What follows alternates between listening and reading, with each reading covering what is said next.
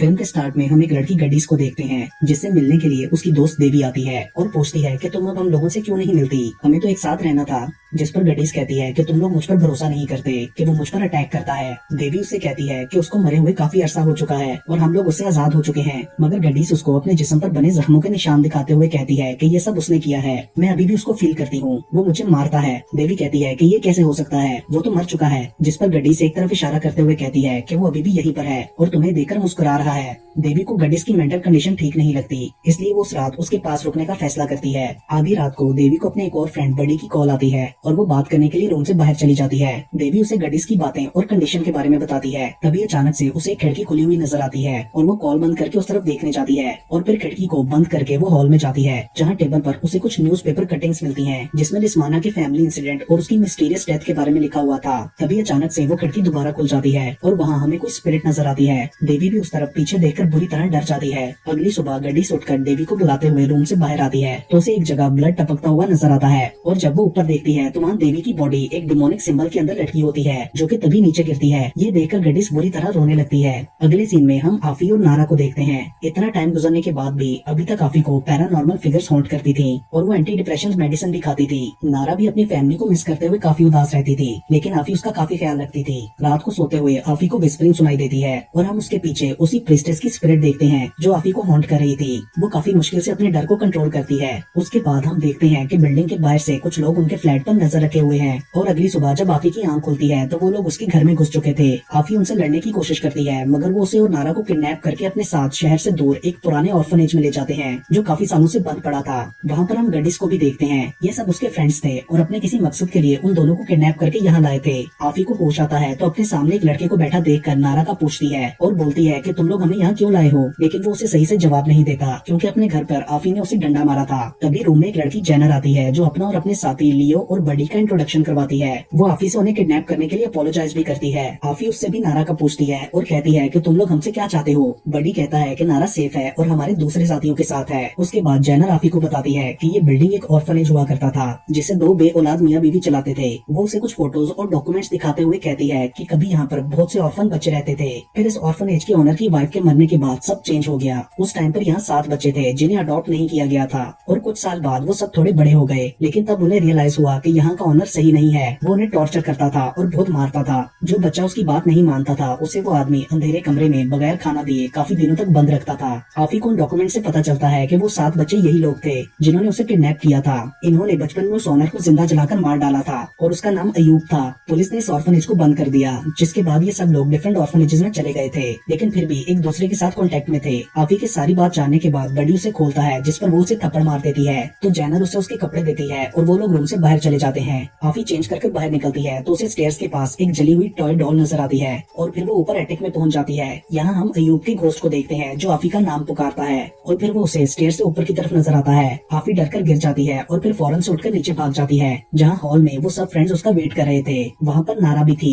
Jenner आफी का अपने बाकी फ्रेंड्स मार्था, क्रिस्टी और गडीस से इंट्रोडक्शन करवाती है और दोबारा अपोलोजाइज भी करते हुए कहती है कि हमारा मकसद तुम्हें नुकसान पहुंचाना नहीं है। वो बोलती है कि हमें लगता है कि अयूब घोस्ट बनकर वापस आ चुका है ताकि हमसे बदला ले सके। उसने पहले गडीस पर अटैक किया लेकिन हम में से किसी ने भी उसका यकीन नहीं किया, मगर अब उसने देवी को भी मार दिया है जिससे हमें यकीन हो गया है कि उसका घोस्ट वापस आ चुका है। गडीस बोलती है कि मैंने उसे खुद देखा था, लेकिन क्रिस्टी को अभी भी उसकी बात पर डाउट हो रहा था, जिस पर गडीस इमोशनल हो जाती है तो जेनर क्रिस्टी को डांट कर खामोश करवाकर वहाँ से भेज देती है। उसके बाद जेनर आफी से कहती है कि जैसे तुम्हारे फादर ब्लैक मैजिक में इन्वॉल्व थे और तुमने खुद ये सब देखा था, इसी तरह हमें लगता है कि अयूब भी यहाँ किसी वजह से है। वो उसे ब्लैक बाइबल यानी डेविल की बुक देती है जिसमें उस प्रीस्टेस का इमेज भी बना था। आफी वो देखकर बुरी तरह डर जाती है और बाहर जाकर वॉमिट करती है। बडी वहाँ आफी के पीछे जाकर उसे पानी देता है तो वो उसे पूछती है कि तुम्हें ये बुक कहाँ से मिली, जिस पर बडी बताता है कि मैंने बचपन में अयूब को एक औरत से ये बुक लेते हुए देखा था और यहाँ हमें फ्लैशबैक से पता चलता है कि वो औरत वही सैटेनिक प्रीस्टेस थी। बडी के पूछने पर आफी कहती है कि मेरे डैड ने काला जादू दौलत पाने के लिए किया था क्योंकि वो लालची था और शायद अयूब अपनी मरी हुई बीवी को वापस लाना चाहता था काले जादू की मदद से।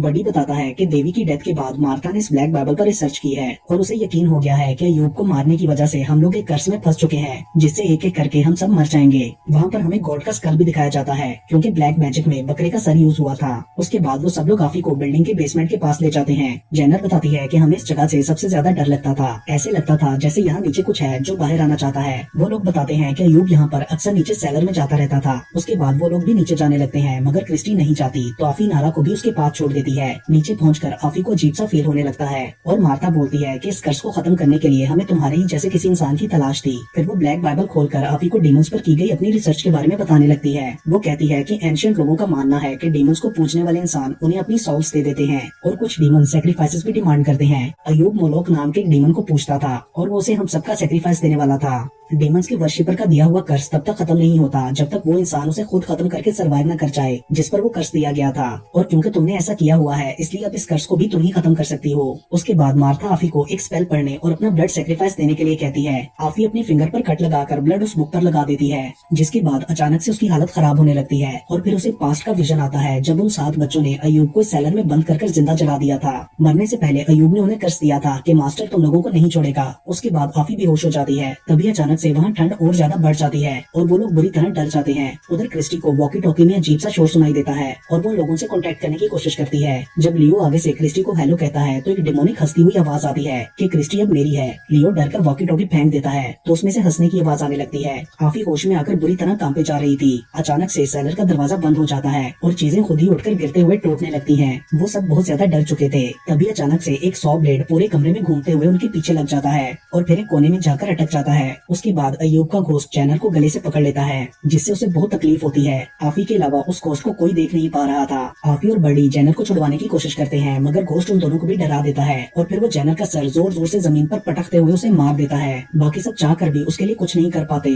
अचानक काफी जोर से चिल्लाती है और फिर घोस्ट भी उसकी तरफ जोर से चिल्लाता है। उधर क्रिस्टी और नारा को बेसमेंट से उन लोगों की आवाजें आती हैं और क्रिस्टी देखने के लिए जाती है। वो दरवाजा खोलकर देखती है तो आफी उसे बंद करने के लिए कहती है, लेकिन इससे पहले ही घोस्ट ऊपर जाकर उसे पोजेस कर लेता है और वो बेसमेंट का दरवाजा बंद कर देती है। उधर नारा भी क्रिस्टी को वहाँ देखने के लिए आती है तो क्रिस्टी उसके पीछे लग जाती है। आफी नीचे से आवाज देकर नारा को भागने का कहती है। नारा भागकर एक रूम में छुप जाती है तो जस्ट क्रिस्टी दरवाजे से अंदर जाने की काफी कोशिश करती है, मगर नारा दरवाजा लॉक कर देती है। अचानक से क्रिस्टी दरवाजा तोड़कर अंदर आ जाती है तो नारा वहाँ से भागकर ऊपर चली जाती है। क्रिस्टी भी डिमोनिकली चलते हुए उसके पीछे पहुंच चुकी थी। नारा वहाँ एक रूम में छुपी थी। क्रिस्टी बार बार मारते हुए दरवाजा तोड़ने की कोशिश कर रही थी। नारा डर कर जोर से आफी को आवाज देती है। उधर आफी भी सेलर से निकलने की कोशिश करती है। तभी क्रिस्टी अचानक दरवाजा तोड़कर रूम में पहुंच जाती है और नारा को ढूंढने लगती है। नारा कबर्ड के ऊपर छुपी थी। क्रिस्टी उस तक पहुंचकर उसे पकड़ती है तो नारा उसे नीचे फेंक कर कबर्ड को उसके ऊपर गिरा देती है। अचानक से वो दोबारा उठकर आने लगती है तो तभी आफी वहाँ पहुंचकर नारा को रूम से बाहर भेज देती है। तभी घोस्ट आफी से कहता है कि तुम्हारे डैड ने हेल में से तुम्हारे लिए मैसेज भेजा है। ये सुनकर आफी गुस्से में क्रिस्टी को पाइप से मार देती है, मगर इसके बाद भी आफी को घोस्ट की आवाज आती रहती है। तभी बाकी सभी वहाँ पहुँच जाते हैं और फिर वो लोग क्रिस्टी की बॉडी को एक पुराने फ्रीजर में बांध कर रख देते हैं। अपनी फ्रेंड के मरने की वजह से वो लोग काफी दुखी थे। मार्था भी काफी सैड थी और वो नारा से अपनी फीलिंग्स शेयर करती है। नारा उससे बोलती है कि मैंने भी अपनी फैमिली को खोया है, इसलिए मैं ये सब समझ सकती हूँ। उधर आफी सबसे कहती है कि अब दोबारा नीचे कोई नहीं जाएगा और इस दरवाजे को सील कर दो। और फिर आफी मार्था के पास जाकर कहती है कि तुमने बोला था कि मेरे वो स्पेल पढ़ने से अयूब का कर्ज खत्म हो जाएगा, लेकिन ये सब क्या हुआ? तुम्हारे 2 दोस्त भी मारे गए। या तो तुम्हारी रिसर्च गलत है या फिर तुम झूठ बोल रही हो। और फिर वो बुक लेकर जोर से फेंक देती है, जिससे उसके पेजेस बिखर जाते हैं। उसके बाद आफी उन पर गुस्सा करते हुए नारा को लेकर वहाँ से जाने लगती है। गडीस उसे रोकने की कोशिश करती है, मगर वो नहीं रुकती। तो बड़ी कहता है कि मैं तुम लोगों को पास के स्टेशन तक छोड़ देता हूँ, लेकिन गाड़ी स्टार्ट नहीं होती। तो बड़ी नीचे उतरकर देखता है कि इंजन की तारें टूटी हुई हैं। उधर आफी की तबीयत खराब होने लगती है और वो नारा से कहती है कि हमें यहाँ नहीं होना चाहिए था। नारा उसे तसल्ली देती है और अचानक से उसे प्रीस्टेस की स्पिरिट की आवाज आती है और उसका विजन भी आता है। आफी मुश्किल से अपने डर को कंट्रोल करती है और तभी उसे अचानक से शीशे पर प्रीस्टेस का घोस्ट नजर आता है और दोबारा से आफी को विजन आता है कि वो बिल्डिंग के अंदर है और वहाँ से सब लोग गायब हो चुके हैं। अचानक आफी को सामने घोस्ट नजर आता है, जिससे डरकर भागते हुए वो चीखने लगती है और फिर उसे एक जगह अपने डैड नजर आते हैं, जो उसे कहते हैं कि बी केयरफुल, उसे अभी तुम चाहिए हो। तो आफी उनसे कहती है कि मेरे और नारा के साथ ये सब आपकी वजह से हो रहा है। लिस्माना बोलता है कि मैंने सबको रोकने की काफी कोशिश की, लेकिन नहीं रोक सका। उसने तुम्हारी सोल की डिमांड की थी और वो तुम्हें अपने साथ ले जाएगा, तुम यहाँ से भाग जाओ। तभी आफी पीछे मुड़ती है तो उसे सामने यूब की स्पिरिट नजर आती है, जो उसका हाथ पकड़ता है तो वो जलने लगता है। अचानक से आफी चिल्लाते हुए होश में आ जाती है, मगर उसका बाजू सच में जल चुका था। सामने बैठा बड़ी पूछता है कि क्या हुआ तुम्हें, जिस पर आफी बोलती है कि उस इंसिडेंट इंसिडेंट के बाद किसी ने भी हमारी बात पर बिलीव नहीं किया था, इसलिए मैं भी कंफ्यूज रहने लग गई थी कि क्या सच है और क्या नहीं। लेकिन अब मैं जान चुकी हूँ कि ये सब सच है और बहुत स्केरी है। बडी भी उसका हाथ देखकर परेशान हो जाता है और उस पर बैंडेज करते हुए बताता है कि तुम गाड़ी में बेहोश हो गई थी तो मैं तुम्हें अंदर ले आया। आफी नोटिस करती है कि बडी की रिस्ट पर भी एक निशान है और वो उसे कहती है कि यूब का घोस्ट तुम लोगों को यहाँ से जाने नहीं देगा। वो सोचती है कि ये घोस्ट अब इतने अरसे बाद ही ऐसा क्यों कर रहा है। यहाँ बडी उससे पूछता है कि क्या घोस्ट गाड़ी भी खराब कर सकते हैं, क्योंकि वॉइस टूटी हुई थी, जिस पर आफी कहती है कि मैं नहीं जानती, हमें ब्लैक बाइबल में से देखना होगा कि हमारा मुकाबला किस चीज से है। तभी बडी वॉकी टॉकी पर लियो को बाकी सबके साथ बुक लेकर आने के लिए कहता है। आफी मार्था को सॉरी बोलती है और कहती है कि इस बुक को तुम मुझसे ज्यादा जानती हो, इसलिए तुम्हें मेरी मदद करना होगी। गडिस वहाँ नहीं आई थी, इसलिए बडी लियो को उसे लाने के लिए भेजता है। उधर मार्था आफी को बताती है कि इस बुक को बहुत से लोगों ने यूज किया है, इसमें स्पेल से भी बढ़कर काफी कुछ है जिसे पूरी तरह समझना हमारे बस में नहीं है। लियो पूरे घर में गडिस को ढूंढता है मगर वो नहीं मिलती और फिर एक रूम में उसे फ्लोर पर ब्लड से डिमोनिक सिंबल बना हुआ नजर आता है। गडिस उसी रूम में छुपी हुई थी और वो अचानक से सामने आकर लियो पर अटैक कर देती है। उसके बाद वो उसे उसी रूम में बंद कर देती है। ये वही रूम था जहाँ बचपन में अयूब उन्हें बंद किया करता था। लियो रिक्वेस्ट करते हुए गडिस से दरवाजा खोलने के लिए कहता है मगर वो बोलती है कि फादर अयूब ने कहा लियो को सजा दो और फिर वो उसे उस अंधेरे कमरे में बंद करके वहाँ से चली जाती है। दूसरी तरफ आफी को अपने ब्लड के निशान के साथ 3 और निशान नजर आते हैं और उसे ख्याल आता है कि ये गडिस के हैं, क्योंकि उसने गडिस की फिंगर पर बैंडेज देखी थी और वो फोटो में भी अयूब के काफी करीब बैठी थी। तो आफी उन्हें बताती है कि वो अयूब के घोस्ट के साथ मिली हुई है और उसे शायद स्टॉकहोम सिंड्रोम की बीमारी है, जिसमें इंसान को खुद को तकलीफ देने वाले इंसान से प्यार हो जाता है। उधर लियो को अपने बचपन के विजन आने लगते हैं जो उसे हॉन्ट करते हैं। वो वॉकी टॉकी पर बडी से कॉन्टेक्ट करने की कोशिश करता है मगर कोई फायदा नहीं होता। तभी क्रिस्टी की डेड बॉडी फ्रीजर से बाहर निकल आती है जिसके अंदर अयूब का घोस्ट था और फिर वो लियो को ब्रूटली मारकर सेलर में ले जाता है। उसके बाद आफी मार्था से पूछने लगती है कि क्या उस स्पेल ने अयूब के घोस्ट को जगा दिया, मगर मार्था कुछ नहीं बोलती। तो आफी रूम से बाहर जाने लगती है मगर दरवाजा लॉक था। बडी लियो से कॉन्टेक्ट करने की कोशिश करता है तो घोस्ट की आवाज आती है कि लियो मेरे साथ है और तुम भी जल्दी आ जाओगे। तो आफी गुस्से से वॉकी टॉकी को तोड़ देती है। उसके बाद वो दोनों रूम का दरवाजा खोलने की कोशिश करते हैं। दूसरी तरफ गडिस तैयार होकर एक बेड पर लेट जाती है और अयूब को बुलाने लगती है, ये कहते हुए कि मैं तैयार हूँ। तभी अयूब की स्पिरिट उसे पोजेस कर लेती है। आफी और बडी रूम से बाहर आकर गडिस को ढूंढने लगते हैं जो कि सामने स्टेज पर बैठी थी और वो बडी से कहती है कि मरने की अगली बारी तुम्हारी है, हम सब दोबारा इकट्ठे हो जाएंगे। और वो कहती है कि तुम सब अंधे हो, तुम्हें अयूब की ग्रेटनेस नजर नहीं आती, वो हमसे प्यार करते हैं और उन्होंने मलोक के आगे हमारे लिए बैक किया ताकि हम सब हमेशा के लिए एक हो सकें, लेकिन तुम लोगों ने उन्हें अपना काम पूरा नहीं करने दिया और उन्हें मार डाला। बडी गडिस की हालत देखकर बुरी तरह रोने लगता है और कहता है कि हम सब तुमसे प्यार करते हैं, देवी भी तुम्हारी वजह से मर गई। तो गडिस रिवील करती है कि मैंने उस रात ब्लैक बाइबल का यूज करके अयूब की स्पिरिट को बुलाया था और उन्होंने देवी का सैक्रिफाइस लिया, लेकिन उनको हमेशा के लिए जिंदा करने के लिए हमें किसी ऐसे इंसान की जरूरत थी जिसकी स्पिरिचुअल टाइज काफी स्ट्रॉन्ग हो और इसके लिए उसने आफी का इस्तेमाल किया। उसके बाद वो बडी को नीज पर झुकने का कहती है मगर वो नहीं मानता और बुक को जलाने लगता है। तो गडिस डिमोनिक पावर को यूज करते हुए उससे बुक ले लेती है और उसे हवा में लेविटेट करवाते हुए जमीन पर गिराकर बेहोश कर देती है, जिसके बाद आफी उसे मारने के लिए आगे बढ़ती है। तो गडिस देखती है कि उसकी पावर्स आफी पर काम नहीं कर रही, तो आफी उसे मारते हुए कहती है कि मैं तुम्हारे अयूब से ज्यादा पावरफुल चीजों से लड़ चुकी हूँ, तुम्हारा मुझ पर कुछ असर नहीं होगा। तभी गडिस बेहोश बडी की मदद से आफी को दूर गिरा देती है। उसके बाद वो नारा की तरफ बढ़ती है तो मार्था नारा को वहाँ से भगा देती है और गडिस से कहती है कि तुमने मुझे धोखा दिया है, तुमने कहा था कि हम सब इसके बाद खुश रहेंगे। जिस पर गडिस कहती है कि मैं तो खुश हूँ और फादर अयूब ने हम दोनों के लिए रास्ता खोल दिया था। यहाँ मार्था को बचपन का विजन आता है। पीछे से आफी मार्था को कहती है कि इसकी बात ना सुनो। तभी मार्था नाइफ से गडिस को मारने लगती है मगर वो अपनी पावर से उसे रोककर वापस उसी को मारकर धक्का दे देती है। आफी किसी तरह मार्था को रूम में ले जाती है। इस दौरान मार्था ने चुपके से गडिस की ब्लैक बाइबल ले ली थी। गडिस उस रूम को आग लगाकर उन्हें वहाँ बंद कर देती है। तभी मार्था आफी को सॉरी बोलती है और उसे बाइबल देते हुए कहती है कि अयूब और गडिस को रोकने के लिए इसे यूज करो। वो कहती है कि तुम चोजन वन हो, इसमें से सिंबल्स देखते हुए स्पेल्स को पढ़ो और फिर तभी वो मर जाती है। उसके बाद आफी बुक में से स्पेल ढूंढने लगती है। दूसरी तरफ गडिस नारा के पीछे पड़ी हुई थी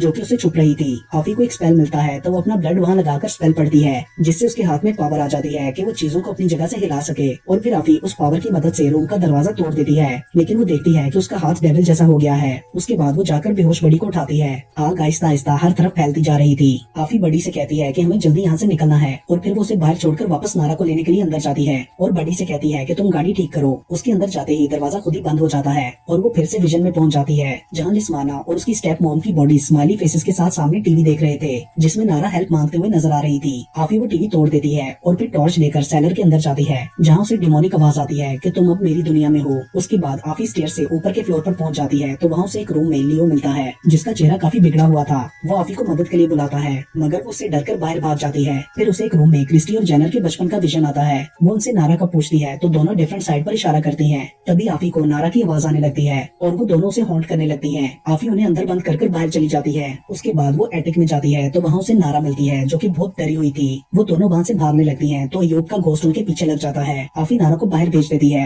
और अयूब कहता है कि तुम अब उससे बिलोंग करती हो, और फिर अयूब की जगह गडीस सामने आकर उसे पकड़ लेती है। यहाँ आफी के हाथ की पावर्स भी काम नहीं कर रही थी। तभी गडीस उसके ऊपर खून की उल्टी कर देती है और फिर उसके मुंह में अपनी डिमोनिक टंग डालती है। आफी नाइफ लेकर उसे मारने लगती है तो वो उसे दूर फेंक देती है। नारा भी वहाँ आ जाती है और वो दोनों छुप जाती हैं। उसके बाद आफी अपने हाथ की पावर को यूज करते हुए उसे मारने लगती है और फिर उसके सर में 100 ब्लेड घुसाकर ऊपर आ जाती है। वो और नारा घर से बाहर निकल जाती हैं, मगर गडीस भी उनके पीछे पहुंच जाती है। तभी बडी उसे गाड़ी से टक्कर मार देता है। अयूब की स्पिरिट उसकी बॉडी से निकलकर बाहर आ जाती है और गडीस मर जाती है। देन वो स्पिरिट आफी के अंदर घुस जाती है तो आफी नारा को खुद से दूर करके अपने आप को चाकू मार लेती है। आंखें खुलने पर वो खुद को दूसरी दुनिया में पाती है जहाँ उसे मोलोक नजर आता है। वो आफी से कहता है कि अपना सब कुछ खोकर भी तुम अपनी डेस्टिनी से भाग रही हो, और बोलता है कि तुम अपनी जान नहीं ले सकती क्योंकि तुम्हारी सोल तब से मेरी है जब तुम छोटी सी थी। और फिर वो आफी को उसकी सोल देकर दोबारा जिंदा कर देता है। नारा बहुत खुश होती है। तभी बडी को अपने सब फ्रेंड्स की स्पिरिट्स नजर आती हैं। मोलोक ने अयूब की स्पिरिट को भी हेल में भेज दिया था क्योंकि उसने अपना सेक्रीफाइस पूरा नहीं किया था। अगली सुबह वो लोग वहाँ से चले जाते हैं। आफी ने वो बुक भी अपने पास रख ली थी, लेकिन उसकी सोल अभी भी मोलोक यानी डेविल के कंट्रोल में थी। और इसके साथ ही ये मूवी यहीं पर खत्म हो जाती है।